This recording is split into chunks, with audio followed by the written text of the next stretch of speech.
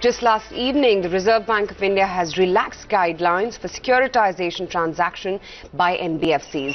Let's discuss as to how easy is this going to make the liquidity in the system right now. Lakshmi Narasimhan, the Executive Director at Shriram City Union Finance, joins us on the phone line right now. Lakshmi, morning. Your understanding of how exactly is this going to really boost sentiment, and can it really resolve the much talked about liquidity crunch in the system? Yeah, very good morning to you. Well, it's a very good move. Especially dropping the tenors from 1 year to 6 months for the over 5-year tenor book that most HFCs will have.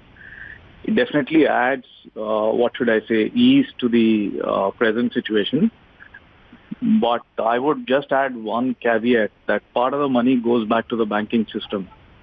So say, for example, if the assets are already charged on the existing lines that have been picked up by the HFC and they intend selling it, then the money goes back into the banking system.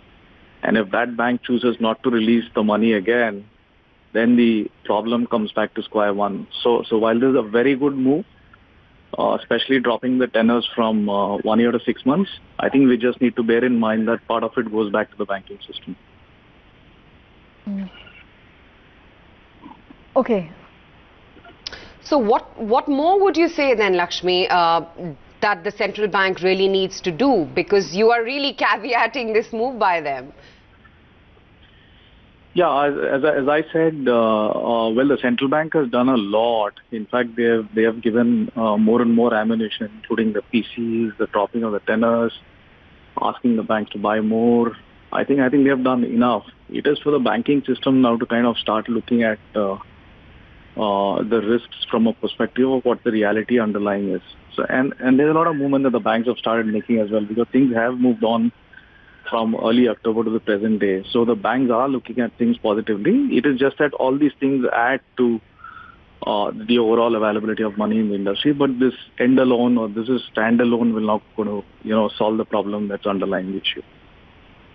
No, and I'm glad you said that, Lakshmi, because the very natural reaction to the ease in liquidity norm so far has been that it will in a way mitigate the damage and compress the time it would take for the sector to bottom out and to come out of this mess.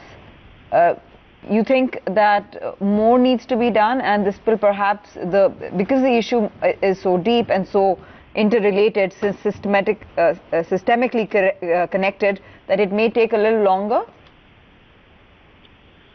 Yes, I would think so. As I said, this step is a terrific step. It's the absolute right direction to ensure that things come back to normal. These are small nudges, but I think it helps most organizations in the housing finance space. More needs to be done in terms of ensuring that there is absolute freedom in terms of flow of right money to the right set of enterprises.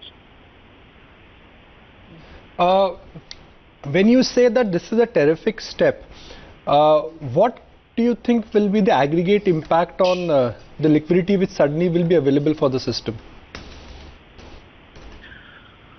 Typically, if you pick up the business done up to, say, for example, Q2 of this financial year, which means Q2 of last year to Q2 of this year is that 1 year book which gets released. So, and you can presume that last year if the overall disbursements or the overall loan creation by the housing finance companies, say for example, was 100,000 or 1 trillion, then what really gets added is assuming that, say, 95% of the book behaves, because normally when the banks buy, they would want to buy books that are not defaulting, right? So even if you presume 5% of the customers were defaulting, so about 95,000 crore worth of money is available to be sold. Now, some of them may choose to sell, some of them may not choose to sell. So if you presume that even half of that comes back into the market, then I guess anything like a 25,000-30,000 crore should be available as an immediate measure. That's my rough back of the envelope calculation. Obviously, the numbers may be different when you do the actuals, and it is all a function of which are the enterprises that are really looking to sell. So, you need to kind of bear that in mind, that not all enterprises would want to sell. If they are sitting on enough liquidity and equity, they may not want to sell. So it helps. All that I'm saying is it improves the overall receptibility of the market for such papers. I think that's the more important piece than the real underlying ease of availability of money. All right, Lakshmi, appreciate your time. Thank you for joining us.